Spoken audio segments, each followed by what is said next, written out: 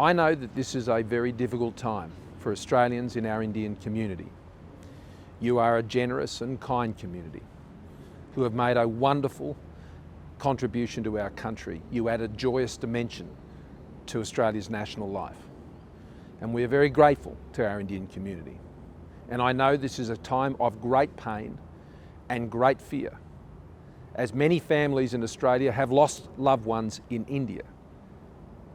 You know that we are witnessing in India an unfolding humanitarian catastrophe. Over 390,000 new cases of COVID reported in just the last 24 hours.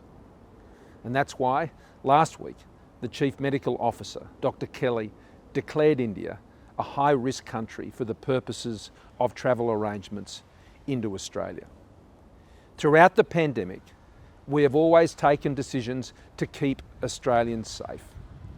These have been difficult decisions. They have ensured that here in Australia, we have been able to lead the world in our response to the pandemic.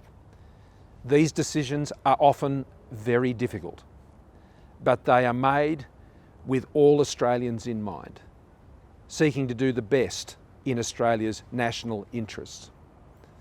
To put these latest developments in some context, in the week before we put restrictions in place, 57% of COVID-19 positive cases in our quarantine systems had come from people arriving from India. That was up from 10%.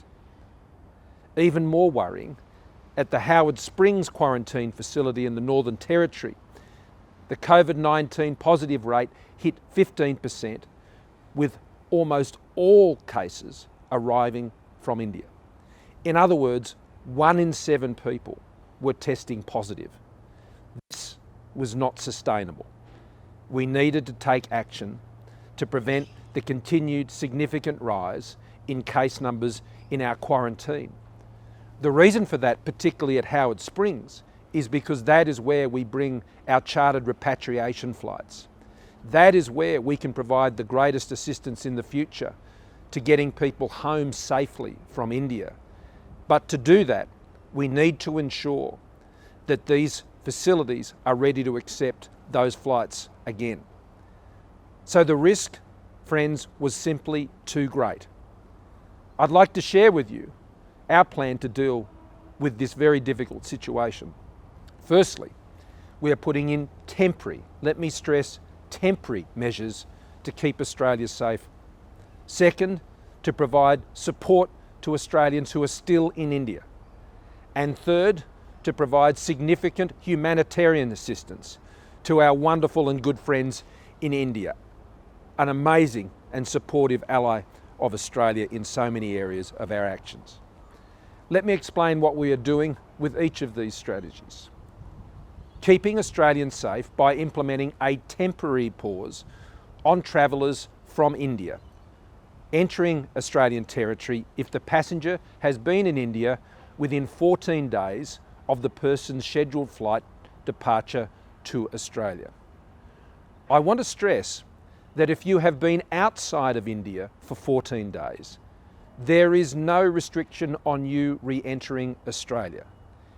This only involves people who have been in India for 14 days prior to their embarkation on their journey to Australia.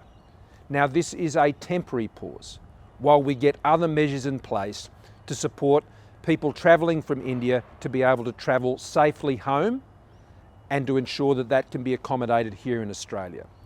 We will reconsider this temporary pause on the 15th of May and are reviewing it every day between now and then.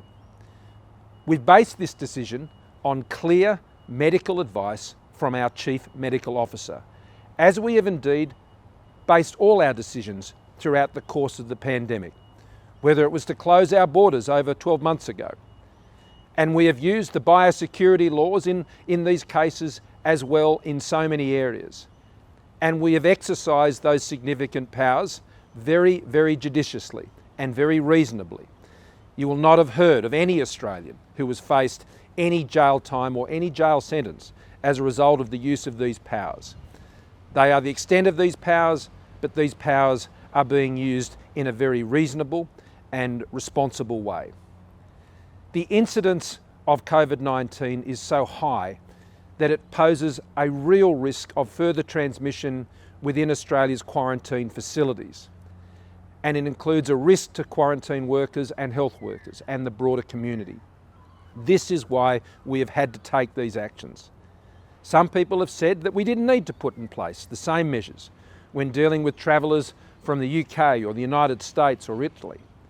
That was at the start of the pandemic. All the way through the pandemic, we have learnt more and more.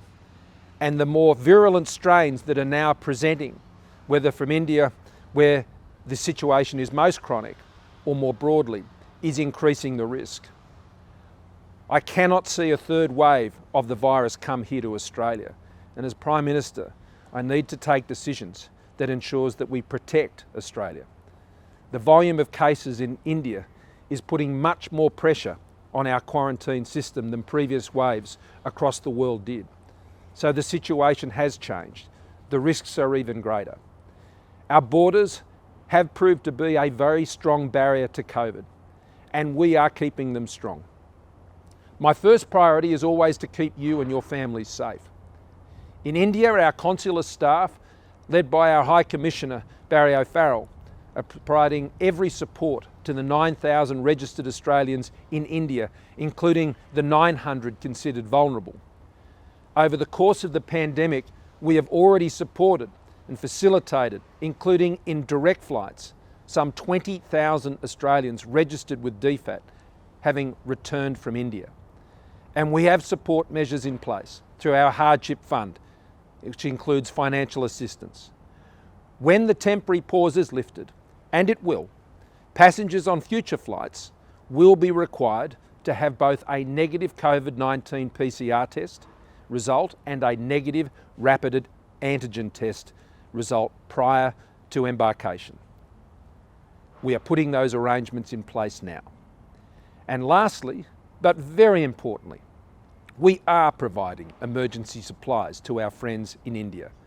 India is a great friend of Australia. Australia is a great friend of India. Our first package of support, and I stress this is just the first one, it's just the start, includes over 1,000 non-invasive ventilators and 100 oxygen concentrators. There is a capacity to deploy up to 3,000 ventilators to everyone in the Australian Indian community. I want to say thank you for your understanding. I know this is a hard decision. I know that it is causing concern. These are not easy decisions for governments to make in the middle of a raging pandemic. But I want to assure you we will continue to stand with you in the coming months, and we will stand with India, providing medical supplies and needed assistance and bringing Australians home when we can safely do so again. And we're not far away from that point. We will restore those repatriation flights from India. We will bring Australians of Indian heritage who are in India now, we will get them home. It will take time. We must work together. We must do it safely. I want to thank you for your patience and your understanding.